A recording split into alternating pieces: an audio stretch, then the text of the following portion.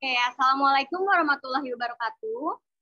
Waalaikumsalam warahmatullahi wabarakatuh. Rekan-rekan sekalian, di hari ini kita akan mengadakan diskusi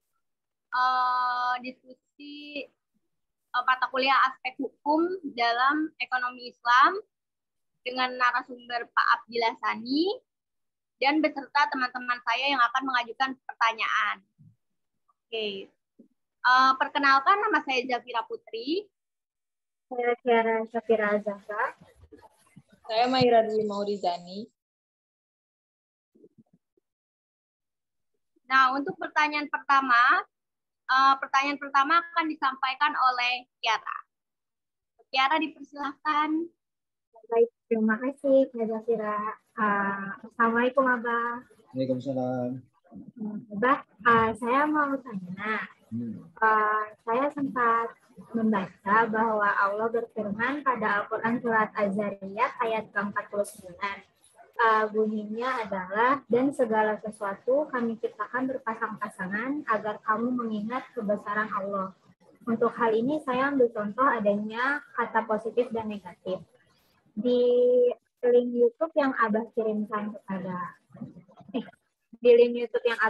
di grup, saya mendengar bahwa Abah menjelaskan tentang ekonomi konvensional dan ekonomi menurut Islam. Untuk itu, apakah ada kemungkinan jika kita menerapkan ekonomi konvensional dan ekonomi Islam secara bersamaan akan ada dampak negatif yang terjadi? Ataukah sebaliknya, jika kita menerapkan kedua arti dari ekonomi tersebut, maka yang ada hanyalah kebaikan? Itu saja, Abah. Mohon dijawab. Terima kasih. Baik, terima kasih Kiara. Pertanyaan yang baik sekali ya. Sudah jelas bahwa Allah Subhanahu wa Ta'ala ya di dalam kehidupan kita ini senantiasa menurunkan segala-galanya itu berpasang-pasangan. Seperti siang dengan malam, gelap dengan terang, kanan dengan kiri, depan dengan belakang, atas dengan bawah, ya. Terus kemudian juga laki-laki dengan perempuan. Jelas bahwa Allah menurunkan itu berpasangan. Adanya pasangan itu tentu saling melengkapi. Saling melengkapi dalam arti kanan nggak mungkin akan berfungsi maksimal kalau tidak ada tangan kiri. Tangan kiri tidak akan maksimal kalau tidak ada tangan kanan. Ya, kamu 3 orang gadis muda, mahasiswi, cantik-cantik. Kenapa? Karena matanya 2, kanan kiri. Berpasangan di kanan dan di kiri. Bisa nggak kamu bayangkan kalau Kiara matanya adanya dua-duanya di kanan? Kayak apa? Cantik nggak? Yang sebelah kosong. Nggak cantik. Begitu juga dengan Vira. Vira cantik karena lubang hidungnya 2. Gimana kalau lubang hidungnya 1 aja di tengah, Vira? Cantik gak kamu? Nggak cantik, ya kan? Begitu juga dengan Maira. Maira kelihatan cantik karena tangannya ada di kanan dan ada di kiri. Coba bayangin dua-duanya ada di kiri, Maira. Tangan kanan kamu nggak ada, tapi di kiri ada 2 tangan. Kan nggak bisa melengkapi. Ya, nggak bisa melengkapi dan otomatis kerjanya menjadi tidak optimal. Kerjanya jadi nggak bagus, ya, tidak maksimal. Oleh karena itulah maka kemudian kita melihat bahwa, mohon maaf Zafira, itu kamu kok terbalik begitu? Nanti kamu pusing itu. Iya, kamu kenapa palanya di bawah? Nanti disangka yang nonton ini Zafira pintar akrobat. Ya, lagi main akrobat, palanya di bawah. Oke, kita teruskan. Mungkin Zafira masih memperbaiki. Kamu di situ kelihatan kan posisi masing-masing ya? Kelihatan, Abah. Ngelihat kan posisi masing-masing ya? Kelihatan. Iya, makanya kalau ada perubahan langsung betul ya. Baik, nah sekarang pertanyaannya, kalau terkait dengan apa yang Abah sampaikan bahwa sistem ekonomi itu adalah macam-macam sebenarnya. Ada sistem ekonomi kapitalis. Sistem ekonomi kapitalis itu terutama dianut oleh negara-negara barat, oleh Amerika Serikat, oleh Perancis, oleh Inggris, oleh Australia, dan bahkan negara Asia juga seperti Jepang, ya bahkan Indonesia sendiri dalam prakteknya ini mempraktekkan menjalankan ekonomi kapitalis. Sistem ekonomi kapitalis itu mengajarkan bahwa setiap orang itu boleh berusaha untuk mencari kekayaan, boleh mencari semua kebutuhan hidupnya seoptimal mungkin. Nah, setelah mereka mendapatkan apa yang dicari itu, yang diusahakan, mereka cukup mempergunakannya hanya untuk kepentingan dirinya sendiri. Makanya sistem ekonomi kapitalis itu nama lainnya adalah sistem ekonomi individualis, karena hanya memikirkan dirinya sendiri, tidak perlu memikirkan orang lain, tidak perlu memikirkan kesejahteraan orang lain. Bahkan berhadapan dengan negara, ya negara itu hanya dianggap sebagai penjaga malam. Dalam arti kalau tidak ada masalah, negara nggak usah ikut campur, biarkan ekonomi berjalan sendiri, ekonomi pasar. Jadi negara itu seminimal mungkin ikut campur. Kalau ada perselisihan baru negara ikut campur, itu pun kalau diminta. Kalau nggak diminta juga nggak usah. Nah, kemudian di dalam prakteknya sistem individualis ini, yang juga nama lainnya adalah sistem liberalis karena bebas, kemudian menciptakan kaum kaya, kaum kapitalis yang menumpuk kapital atau modal, dan mereka tidak peduli kepada orang lain. Bahkan di dalam melaksanakan kegiatan ekonominya, mereka itu tidak sungkan-sungkan untuk melakukan eksploitasi terhadap orang lain. Ya, maka kemudian di dalam sejarah terjadilah yang kita kenal sebagai imperialisme, kolonialisme dalam rangka meningkatkan kekayaan mereka, maka mereka tidak sungkan-sungkan menjajah bangsa lain. Di dalam negaranya sendiri mereka tidak perlu memikirkan orang lain, sehingga terjadilah kesenjangan yang sangat besar antara orang kaya dengan orang miskin. Orang kaya makin kaya karena mereka menumpuk kapital dan mereka individual dalam arti nggak memikirkan orang lain. Sementara orang miskin tidak punya kekuatan apa-apa, makin tertindas. Sebagai contohnya apa? Contohnya adalah sistem riba. Sistem riba misalnya, katakanlah Kiara itu dalam keadaan kesulitan, lalu minjam uang kepada saya. Saya menjalankan ekonomi kapitalis, maka saya pinjamkan uang kepada Kiara, tapi dengan catatan Kiara harus mencicil, katakanlah 1 juta, dicicil 10 kali, tapi kemudian kamu nyicilnya setiap kali bayar 110.000. Sehingga nanti setelah 10 kali kan berarti 1.100.000. Ya kan? Ya, yang 100 itulah yang merupakan riba. Andai kata di dalam masa cicilan itu kemudian Kiara kemudian ada masa, ada waktu di mana kamu nggak bisa nyicil karena lagi kesulitan, maka itu akan menjadi tunggakan, di mana tunggakan itu juga akan dihitung bunga, ya, sehingga utang yang tadinya cuma 1 juta karena orang lagi kesulitan, maka bisa menjadi bertumpuk-tumpuk berkali lipat karena ada bunga, dan ada bunga yang berbunga juga. Itulah sebabnya saya katakan tadi, orang kaya makin banyak duitnya, orang miskin makin susah. Orang miskin nggak mampu dia untuk membayar utangnya. Makanya kemudian dengan adanya penumpukan utang makin miskin dia. Maka tidak heran kalau orang miskin kemudian rumahnya sampai disita. Gara-gara utangnya yang cuma 1 juta, karena nggak bisa bayar utang. Tapi itulah sistem yang dinamakan sistem kapitalis. sistem individualis, liberalis. Jadi mereka nggak peduli.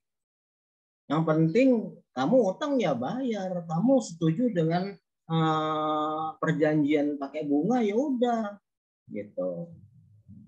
Ini kelemahan sistem kapitalis. Maka sebagai reaksinya, karena rakyat makin senjang, kaya dan miskin makin lebar jurang pemisahnya, maka kemudian orang miskin protes.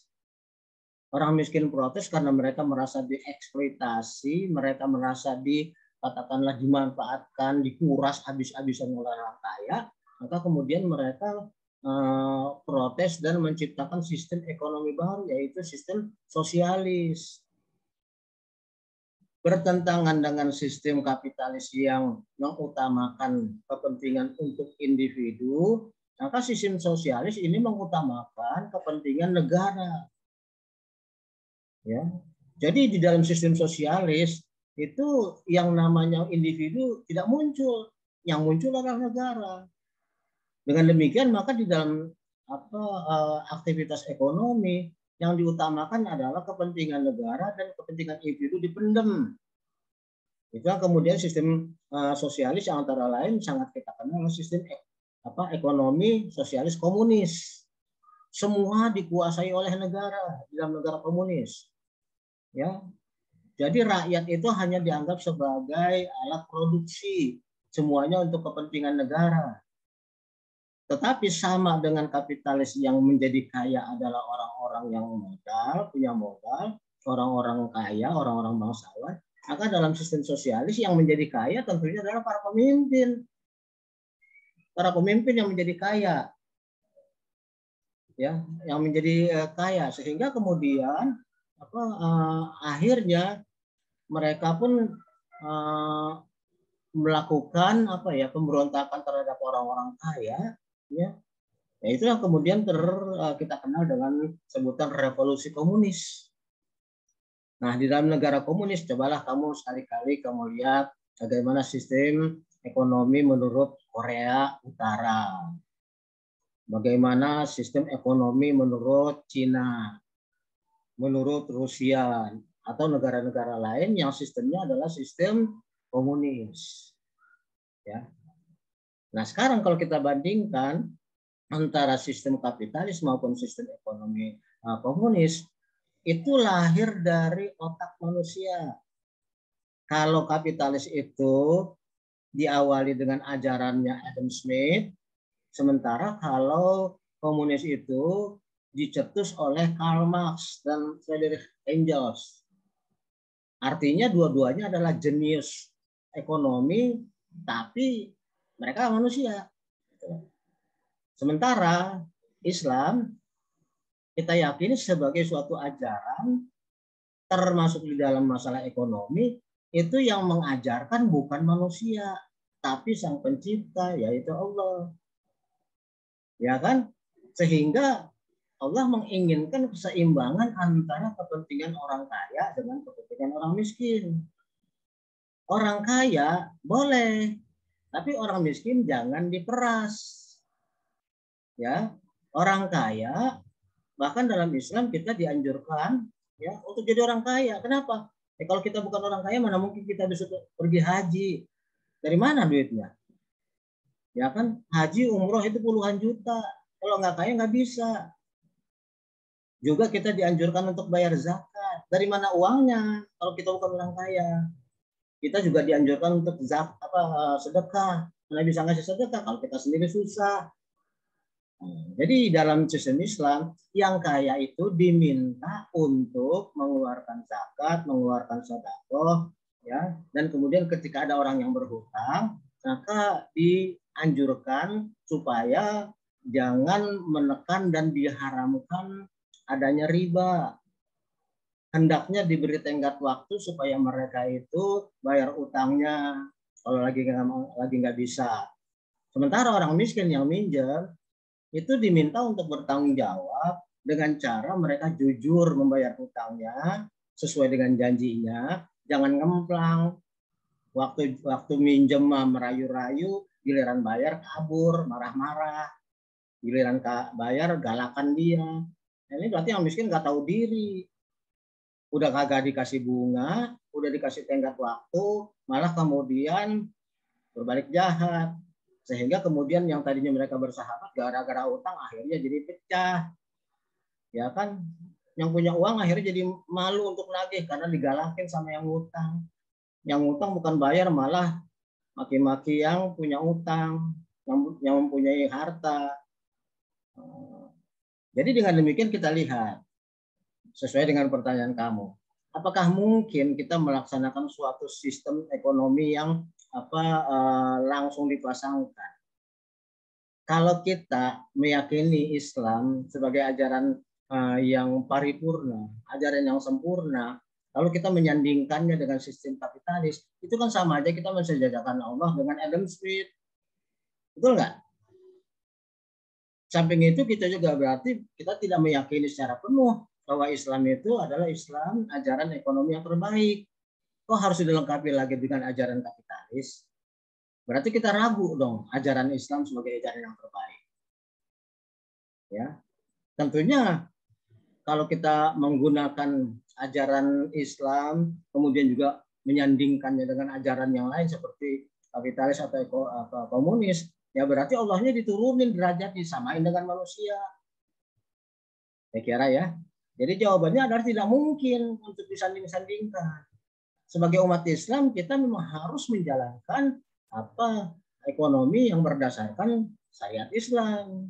Makanya kemudian kamu di dalam Fakultas Ekonomi harus belajar tentang ekonomi syariah, harus belajar tentang aspek hukum dalam ekonomi Islam.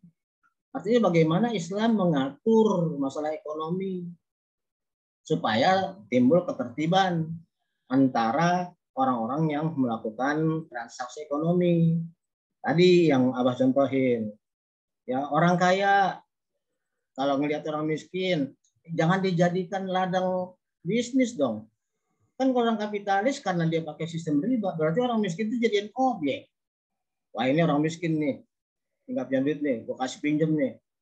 Tapi dia nggak bisa bayar, nanti lama-lama rumahnya gue ambil, gitu kan? Berarti kan dia bukannya menolong, tapi malah memanfaatkan orang miskin. Maka Islam tidak begitu. Islam mengajarkan kalau memang mereka itu benar-benar kesulitan, relakan utang itu. Ya, kalau memang rasanya berat untuk merelakan, ya kasih waktu. Makanya orang miskin kalau minjem diminta untuk ngasih boros, jaminan, gadai. Nah, kita sebut sebagai ran. Itu jaminan supaya si miskin itu pasti bayar utangnya, gitu. Katakanlah orang miskin punya apa? Dia punya sebidang tanah. Ya, maka sebidang tanah itu harus dijaminkan menjadi penjamin utangnya supaya dia punya tanggung jawab untuk bayar. Sebab kalau nggak digituin dia nggak mau bayar nanti, galakan dia nanti. Ya, kita kan gara-gara kita nggak enak sama orang, udah pinjam aja, akhirnya giliran ditagih berantem jadinya. Nah, sementara yang miskin karena merasa nggak punya tanggungan apa-apa, utang aja nggak mau bayar. Tapi kalau misalnya dia punya tanggungan seperti surat tanahnya digade kepada orang yang punya duit, maka tentunya dia punya tanggung jawab. Yang punya utang juga jadi yang punya uang juga jadi lega. Kenapa? Karena ada jaminan uangnya bakal balik, gitu loh. Kan keseimbangan kan. Tapi kalau ternyata ini miskin sebenarnya miskin, nggak punya apa-apa, maka diminta bahwa si orang kaya itu membebaskan utang dan anggap itu sebagai sodako, bukan utang. Ya kan? Apalagi dia punya kewajiban bayar zakat. Maka keluarkanlah zakat untuk diberikan kepada orang miskin itu, sehingga orang miskin itu menjadi tidak punya utang, tapi dikasih uang. Paham ya? Ya. Jadi ada kewajiban bagi orang yang kaya dan ada kewajiban bagi orang yang miskin.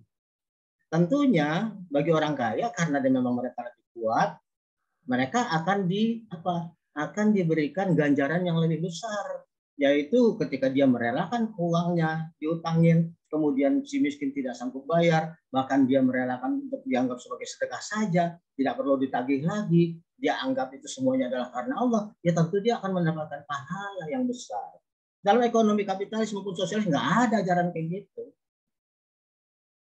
Kenapa? Karena Islam itu menghitung semua aktivitas manusia termasuk ekonomi, ya, semuanya adalah berdasarkan niat kepada pengabdian kepada Allah.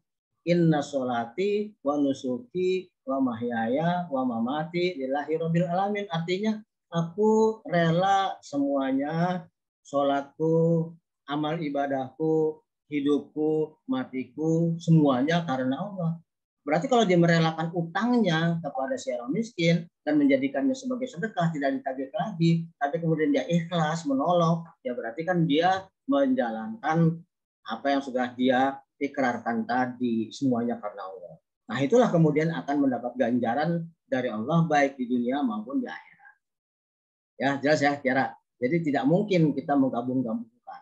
Kalau dalam pelaksanaan di Indonesia saat ini memang masih tergabung, ada yang melaksanakan kapitalis, ada ekonomi Islam, ada ekonomi syariah, ada ekonomi konvensional. Itulah tugas Anda sebagai mahasiswa Universitas Islam Syekh Yusuf untuk bisa memikirkan, kemudian mencarikan suatu metode dan kemudian menjalankan, mensyiarkan juga bahwa Islam adalah ajaran ekonomi yang terbaik, sehingga lama-kelamaan ekonomi kapitalis yang diajarkan oleh manusia maupun komunis yang diajarkan juga oleh manusia itu digantikan oleh hukum yang diajarkan oleh Allah.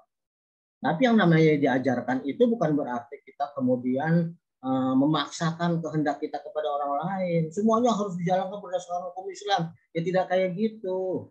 Harus kita buktikan bahwa Islam is the best, bahwa ciptaan Allah pastilah yang terbaik. Maka kita laksanakan, kita buktikan, kita syiarkan, dan kemudian kita dakwahkan.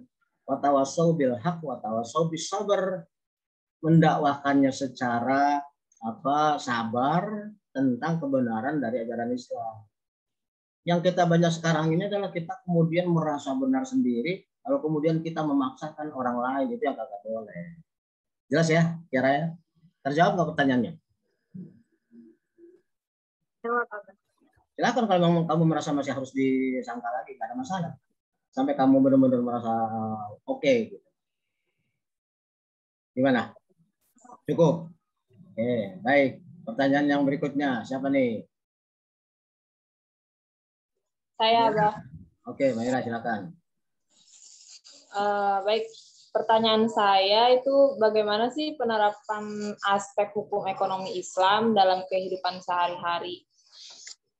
Oke, penerapan aspek ekonomi Islam ini sesuai dengan apa yang diperintahkan oleh Al-Quran, yaitu ya ayyuhallazina amanu qu anfusakum wa ahlikum naro.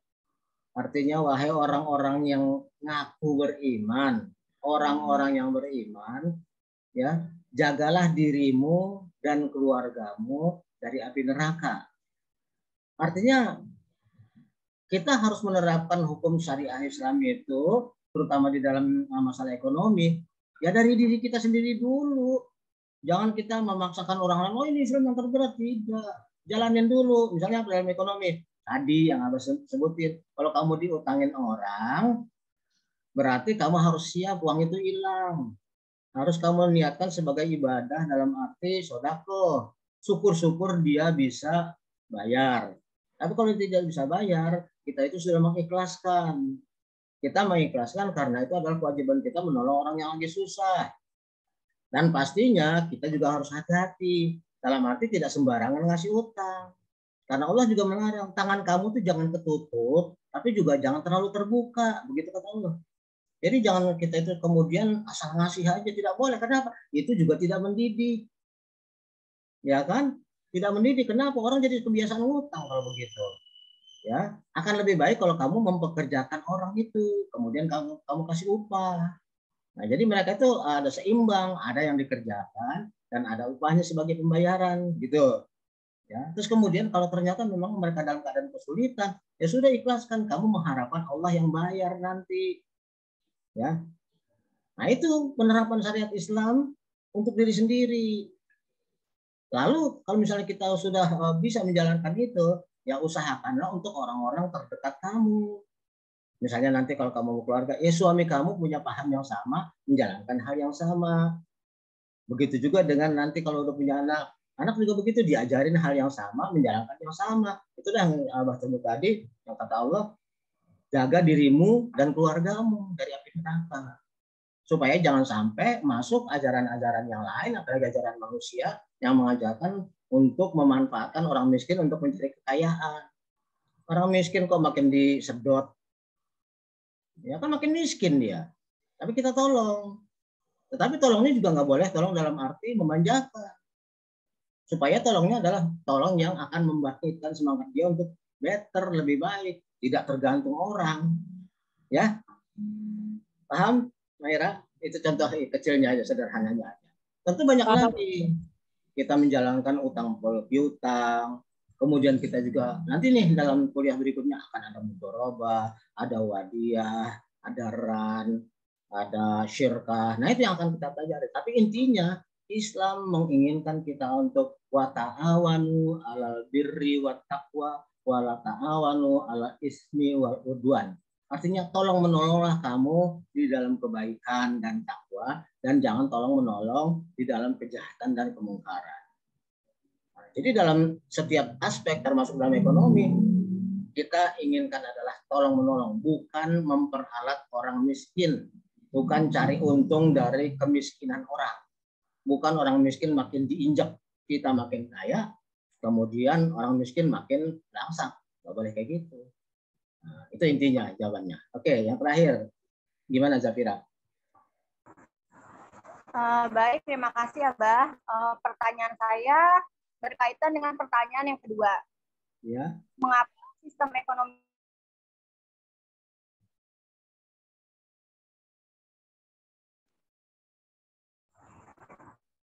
Terputus, Kira? Ya maaf Abah. Mengapa ekonomi Islam sangat penting untuk diterapkan dalam kehidupan, dan apakah sistem ekonomi yang ada di negeri ini sudah sesuai dengan ekonomi Islam? Udah? Baik. Tentunya bahwa kita sebagai umat yang meyakini Islam sebagai agama yang paling baik, agama yang benar, harus yakin bahwa sistem Islam lah yang benar-benar mampu menjawab permasalahan manusia. Kenapa? Karena dalam ajaran Islam itu kita tidak hanya berpikir tentang kehidupan kita di dunia, tapi juga bahwa apa yang kita lakukan di dunia ini akan berdampak dalam kehidupan kita di akhirat. Walhasil berarti kita itu bertindak sangat hati-hati karena kita memperhitungkan akibatnya, kita memperhitungkan ganjarannya. Jangan sampai kita melakukan suatu tindakan yang malah menimbulkan dosa. Ya kan? Nah, maka kemudian di dalam praktek ekonomi pun kita akan berlaku sebaik-baiknya seperti yang saya sebutkan tadi, yaitu wa ta'awanu 'alal birri wat taqwa wa la ta'awanu 'alal ismi wal udwan. Tolong menolong kamu di dalam kebaikan dan jangan tolong menolong di dalam melakukan kejahatan dan kemungkaran. Gitu. Nah, kalau sudah seperti itu, berarti yang kaya kan aman ya. Kenapa? Dia boleh menambah kekayaannya tapi dengan yang halal. Dia tidak takut untuk dirongrong sama yang miskin karena yang miskin itu sudah dibantu sama dia. Yang miskin pun tidak berlama-lama dalam kemiskinan karena dia diberi kesempatan untuk juga menjadi lebih baik supaya tidak miskin seumur umur. Ini berarti kan ada keseimbangan. Kalau kita lihat kapitalis, yang kaya ya makin kaya, yang miskin seumur umur malah tambah miskin aja gitu. Ya kan? Karena sistemnya tidak seimbang. Karena manusia itu sistem kapitalis maupun komunis tidak memikirkan aspek akhirat. Mereka itu bukan soal tolong-menolong, tapi mencari keuntungan, mencari kapital. Maka mereka tidak sungkan-sungkan untuk menjadikan manusia itu sebagai alat. Oke. Lalu kemudian bagaimana di Indonesia? Indonesia karena ini kita peninggalan Belanda, juga peninggalan Jepang, yang semuanya mereka adalah menjalankan ekonomi kapitalis, maka sampai saat ini Indonesia masih menjalankan ekonomi kapitalis, tetapi lambat laun pelan-pelan itu kita sudah mulai ada yang berwarna Islam seperti ekonomi syariah. Kan kamu juga ini di Fakultas Ekonomi akan belajar juga tentang ekonomi syariah. Termasuk kamu sekarang lagi belajar tentang hukum ekonomi syariah. Nah, itu adalah step by step kita menuju suatu hal yang lebih baik sesuai dengan keyakinan agama kita. Nah, kemudian di dalam prakteknya nanti, apakah nanti tidak menimbulkan pertentangan? Tidak. Lah buktinya bank-bank sekarang ada bank-bank syariah kok. Yang milik siapa itu? Yang punya ya banyak kan orang-orang China, tetap saja, tapi dia menjalankan ekonomi syariah. Belum tentu pemiliknya itu adalah orang-orang yang Muslim, belum tentu. Tapi mereka melaksanakan itu dalam rangka apa? Dalam rangka supaya menarik perhatian umat Islam, dan maka kita sebagai umat Islam harus membuktikan bahwa Islam is the best way for our life. Kan gitu. Jalan yang terbaik untuk hidup kita. Kalau kita masih meragukan, malah kita mau campur-campur, gimana kalau sana dicampur aduk antara kapitalis dengan Islam? Ya berarti kita merendahkan Allah. Berarti kita masih meragukan Allah adalah yang terbaik, Islam adalah yang terbaik, tapi kita masih campur-campur dengan ajaran manusia. Nah, tentu semua itu adalah perlu tahapan. Makanya kamu sebagai mahasiswa yang belajar tentang ekonomi, baik itu yang konvensional maupun yang Islamis, yang syariah, ya kamu tinggal perbandingkan yang mana yang menurut kamu lebih baik, ya. Dan kemudian nanti kamu jalankan. Kembali lagi seperti yang saya bilang tadi, mulai dari diri sendiri, baru kemudian keluarga terdekat, baru kemudian melebar ke masyarakat. Semuanya harus dijalankan dengan contoh yang sebaik-baiknya, bukan dengan memaksakan bahwa ajaran Islam yang terbaik dan orang lain harus nurut. Tidak boleh kayak gitu. Buktikan dengan contoh yang baik bahwa Islam memang agama yang mulia, bukan agama pedang, bukan agama marah-marah, bukan agama provokasi, bukan agama yang menghancurkan. Makanya kita tidak setuju dengan orang-orang yang pakai label Islam lalu kemudian memprovokasi, kemudian juga suka merendahkan orang lain karena merasa yakin sendiri. Tidak, Allah tidak mau seperti itu. Kita mempraktekkan, maka kemudian kata Nabi, idda binafsik, mulai dari diri sendiri. Ya ayyuhallazina amanu ku anfusakum wa ahlikum naro. Wahai orang yang beriman, jagalah dirimu dan keluargamu dari api neraka. Artinya mulainya dari diri sendiri. Gitu loh. Sebab kalau misalnya semua, Tira mulai dengan ekonomi syariah yang dijalankan, Maira menjalankan, kemudian Kiara menjalankan, Abah menjalankan, kemudian kepada keluarganya masing-masing, kemudian makin melebar ke tetangga terdekat dan seterusnya. Tentu tanpa kekerasan semuanya akan merasakan dan menyaksikan bahwa Islam memang agama yang terbaik buat kita. Itu yang diminta oleh Islam, bukan kita maksa-maksa terus kemudian harus dengan kekerasan, kemudian sampai orang-orang yang tidak setuju dikafir-kafirkan, yang tidak setuju kemudian dimusuhi, bahkan dibantai. Tidak ada dalam ajaran Islam. Jelas ya? Oke, bisa dipahami, Tira? Bisa. Oke. Jadi step by step, semuanya memang seperti itu. Ya, seperti kita lah. Cuma yang menjadi masalah penting adalah kita tuh jangan sampai pertama meragukan ajaran Islam kita sendiri, kemudian kita tidak paham bagaimana Islam mengajarkannya, lalu kemudian kita malas untuk melaksanakannya. Itu jangan sampai. Itu harus kita hindari. Oke? Baik, saya kira untuk kesempatan kali ini karena merupakan pertama untuk kelas kamu ya. Saya kira cukup saja, bisa kita akhiri dan nanti kita akan lanjutkan diskusi ini dengan kelompok-kelompok berikutnya. Silakan Vira kalau mau ditutup di closing remarks. Oke, baik. Terima kasih Abah untuk penjelasannya dan terima kasih juga untuk teman-teman yang sudah mengajukan pertanyaan. Mari kita akhiri diskusi virtual ini. Semoga lain waktu bisa diskusi kembali. Oke. Akhir kata, wabillahi taufiq wal hidayah. Wassalamualaikum warahmatullahi wabarakatuh. Waalaikumsalam. Waalaikumsalam warahmatullahi wabarakatuh.